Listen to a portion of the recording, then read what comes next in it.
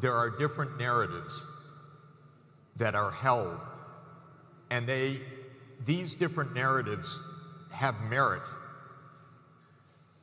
And the solution in a world of different narratives is to speak with each other more than we do. We in the United States, and I say we, what I really mean is our political elites, do not speak with Chinese political elites except to point fingers or to yell at them or to do other things. We certainly don't even shake hands with Russian leaders or diplomats. But I've lived my whole career for 42 years of active duty listening to different narratives and seeing those perspectives from different sides and finding a lot of merit in the various positions and saying if you would sit down to speak with each other, we'd actually get somewhere. So let me be specific. Okay. China looks today not completely different from the Han Dynasty, a centralized administrative state. And with Confucian culture, with a tradition of excellence of the Mandarins. When I speak with Chinese senior officials, which I do often, they are the best informed professionals I know in the world. When I deal with them, they know their brief. They're sophisticated, well-trained, occasionally my students. And they believe in professional excellence of a decentralized administrative state.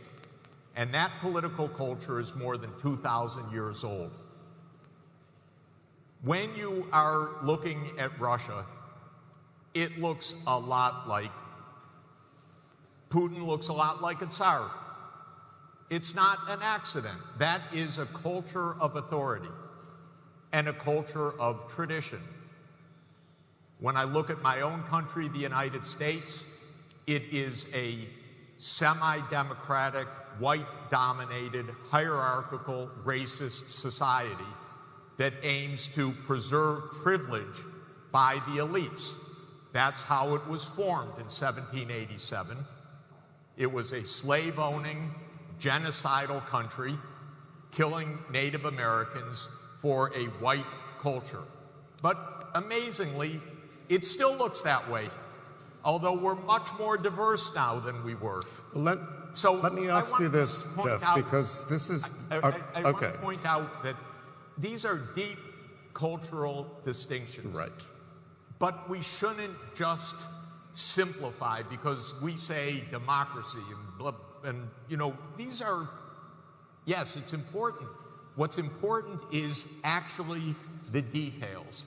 As I mentioned last night, Plato, democracy, that was the last thing on his mind. That was the enemy. The plus was a philosopher king, of course, right, in the Republic.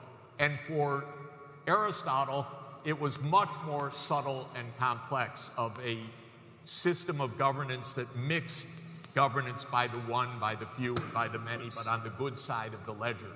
And one more point I want to make about democracy, because we're in a democracy forum where we treat democracy as the good. The most violent country in the world in the 19th century, by far, was perhaps the most democratic or second most democratic, and that was Britain. You can be democratic at home and ruthlessly imperial abroad.